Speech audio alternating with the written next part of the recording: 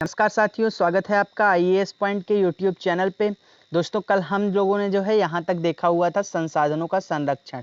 अब आगे हम लोगों को आज यहाँ से पढ़ना है कि यहाँ पे हम लोगों ने देखा था किस प्रकार संसाधनों का दोहन किया जा रहा है, संसाधनों का संरक्षण किस प्रकार किया जाएगा, ये आज हम लोग देखेंगे। कल हम लोगों ने देखा था संसाधनों का किस प्रकार दोहन किया जा रहा, गरीब अमीर किस प्रकार संसाधनों का मतलब कितना अंतर है कि गरीब के पास अधिक संसाधन है, अमीर के पास जो है गरीब के पास अधिक संसाधन है, अमीर के पास अधिक संसाधन, इन सब के बारे में जो है हम लोगों ने कल देखा हुआ था।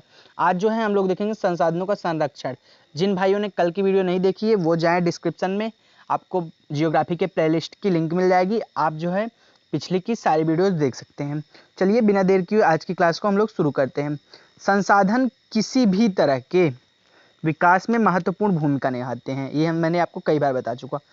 परंतु संसाधनों का विवेकहीन उपयोग, अति उपयोग के कारण कई सामाजिक आर्थिक गतिविधियां पर्यावरण में समस्याएं पैदा हो रही हैं। इन सब के बारे में कल हम लोगों ने बात किया हुआ था ना कि मनुष्य जो है संसाधनों का किस प्रकार दोहन कर रहा है और ये दोहन किस प्रकार प्रकृति पर भारी पड़ रही हैं, इसके बारे में बताया था। कल हमने बताया था कि कोरोना वायरस किस प्रकार प्रकृति के जरिए अपना घाव भर रहा है, इन सब के बारे में बताया था ना। मतलब समस्याएं पैदा हो सकती, इन समस्याओं के बचाव के लिए विभिन्न स्तरों पर संसाधनों का संरक्षण आवश्यक है ना। अब देखो कि मतलब इन समस्याओं के बचाव के लिए जो है संसाधन का संरक्षण आवश्यक है। भाई बचाव नहीं करोगे तो सब नुकसान हो जाएगा ना, प्रकृति खत्म हो जाएगी, पृथ्वी ही खत्म हो जाएगी अगर इसी तरह दोहन होता रहा। अब देखते हैं संरक्षण आवश्यक है। भूतकाल में ही संसाधनों का संरक्षण बहुत से नेताओं और चिंतकों के लिए चिंता का विषय रहा है। भूतकाल से ही मतलब फ्यूचर पास्ट में ही लोग इस संसाधनों को लेकर, संरक्षण को लेकर बहुत चिंता रहे हैं। उदाहरणार्थ मतलब गांधी जी ने संसाधनों के संरक्षण पर अपनी चिंता इन शब्दों में व्यक्त की थी। ये इंपॉर्टेंट है, आप इसको नोट कर लीजिएगा। हमारे प्यास हर व्यक्ति की आवश्यकता की पूर्ति के लिए बहुत कुछ है, लेकिन किसी के लालच की संतुष्टि के लिए नहीं। मतलब कि जो है हमारे पास व्यक्ति की आवश्यकताओं की पूर्ति के लिए बहुत कुछ है, लेकिन किसी के लालच की संतुष्टि के लिए नहीं। अर्थात हमारे पास पेट भरने के लिए बहुत है, लेकिन पेटी भरने के लिए नहीं। इस प्रकार गांधी जी ने अपने शब्दों को बयां किया था संसाधनों को लेकर, संसाधनों के संरक्षण। उनके अनुसार विश्व स्तर पर संसाधन ह्रास के लिए, मतलब ह्रास मतलब नुकसान, ह्रास के लिए लालची और स्वार्थी व्यक्ति तथा आधुनिक प्रौद्योगिकी की जो है शोषणात्मक प्रवृत्ति जो है विशेषदार है, वे आत्मनिर्भर योजनाओं के विरुद्ध थे और इसके स्थान पर अधिक बड़े पैमाने पर जन समुदाय द्वारा उत्पादन के पक्षधर थे गांधी जी। अंतरराष्ट्रीय स्तर पर हम ये देख सकते हैं, इंपॉर्टेंट है, अंतरराष्ट्रीय स्तर पर व्यवस्थित तरीके से संसाधन संरक्षण वकालत 1968 में क्लब ऑफ रोम ने, तत्पश्चात 1974 के सुमेसर ने अपनी पुस्तक स्मॉल इज ब्यूटीफुल में इस विषय पर गांधी जी के दर्शन की एक बार फिर से पुनरावृत्ति की है। 1987 में ब्रुंडटलैंड आयोग रिपोर्ट द्वारा वैश्विक स्तर पर संसाधन संरक्षण में मूसलाधार योगदान किया गया है ना। रिपोर्ट में सतत पोषणीय विकास की संकल्पना प्रस्तुत की और संसाधन संरक्षण में की वकालत की है। यह रिपोर्ट जो है बाद में हमारा साझा भविष्य शीर्षक की पुस्तक के रूप में प्रकाशित हुई। पुस्तकों के बारे में बता रहे हैं। इस संदर्भ में एक और महत्वपूर्ण योगदान रियो डी जेनेरो, ब्राजील, इसके बारे में कल मैंने अच्छे से बताया था, आपको याद ही होगा।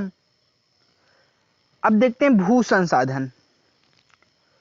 भू संसाधन हम पृथ्वी पर रहते हैं, इसी पर अनेकों आर्थिक क्रियाकलाप करते हैं और विभिन्न रूपों में इसका प्रयोग करते हैं ना।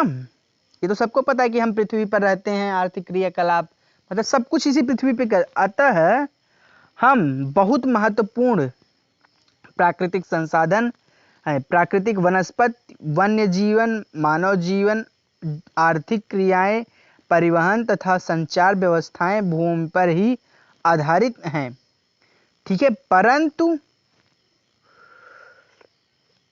परंतु भूमि एक सीमित संसाधन है, इसलिए उपलब्ध भूमि का विभिन्न उद्देश्य के लिए उपयोग सावधानी और योजनाबद्ध तरीके से होनी चाहिए।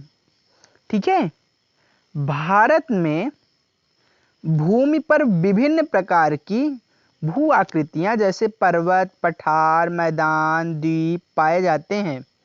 लगभग 43% भू क्षेत्र मैदान है, जो कृषि और उद्योग के विकास के लिए सुविधाजनक हैं।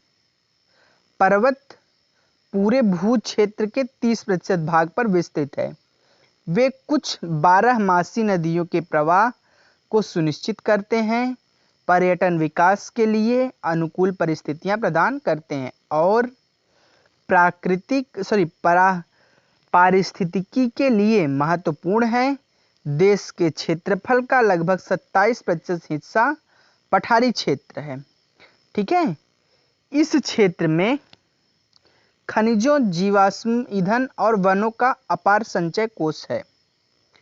ठीक, अब देखते हैं, ये देख सकते हैं कि मैदान कितना है, पर्वत कितना है, पठार कितना है। तो मैदान जो है ये वाला जो हमारा ऊपर वाला है, ये वाला कलर हमारा मैदान को दर्शाए, मतलब कि 43% मैदान है।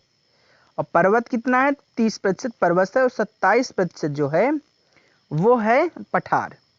ठीक है, अब चलिए हम देखते हैं आगे हमको दिया हुआ है, यहाँ पे हम देख सकते हैं एक और डायग्राम हमको दिया हुआ है। तो इस डायग्राम पे हम देख सकते हैं सामान्य भू उपयोग, और उसके बाद ये पुराने डेटाज हैं, आप एक बार नज़र दौड़ा लीजिए, आपके बुक में भी तो ये डायग्राम होगा। इतने प्रतिशत ही है, देख सकते हैं आप आसानी से, यहाँ पे साफ तौर पे दिया हुआ है कितने प्रतिशत हैं, 45% हैं वन, मतलब एक डायग्राम दिया हुआ है। तो इस डायग्राम के आप अनुसार देख सकते हैं, अपनी बुक में भी, आपकी बुक में भी दिया होगा। ठीक है, यहाँ पे ब्लैक एंड वाइट PDF है ना, तो इस वजह से आपको कलर भी नहीं कम समझ में आ रहे होंगे। बुक में आप अपने देख लीजिए आसानी से। अब देखते हैं भू संसाधनों के बारे में। भू उपयोग जो है निम्नलिखित उद्देश्यों से किया जाता है। वन, कृषि के लिए अनुपलब्ध भूमि जैसे कि बंजर तथा कृषि आरोग्य भूमि। गैर कृषि प्रयोजन में लगाई गई भूमि जैसे कि इमारत, सड़क, उद्योग आदि। परती भूमि जो अतिरिक्त अन्य कृषि आरोग्य भूमि। अस्थाई चारागाह तथा अन्य। गोचर भूमि विविध वृक्ष, फसलों तथा उपवनों के अधीन भूमि जो शुद्ध बोए गए क्षेत्र में शामिल नहीं है। कृषि योग्य बंजर भूमि जहां 5 से अधिक वर्षों में खेती न की गई हो। परती भूमि जहां वर्तमान परती में जैसे कि आप देख सकते हैं कि जो है वर्तमान परती कृषि या उससे कम की खेती में न की गई हो।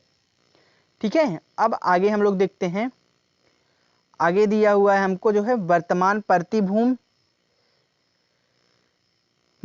के अतिरिक्त अन्य परती भूमि पर पुरातन परती वर्ष में खेती न की गई हो। शुद्ध नवल बोया गया क्षेत्र, कृषि वर्ष में एक बार से अधिक बोए गए क्षेत्र को शुद्ध बोए गए क्षेत्रों से जोड़ा जाए तो वह सकल कृषित क्षेत्र कहलाता है।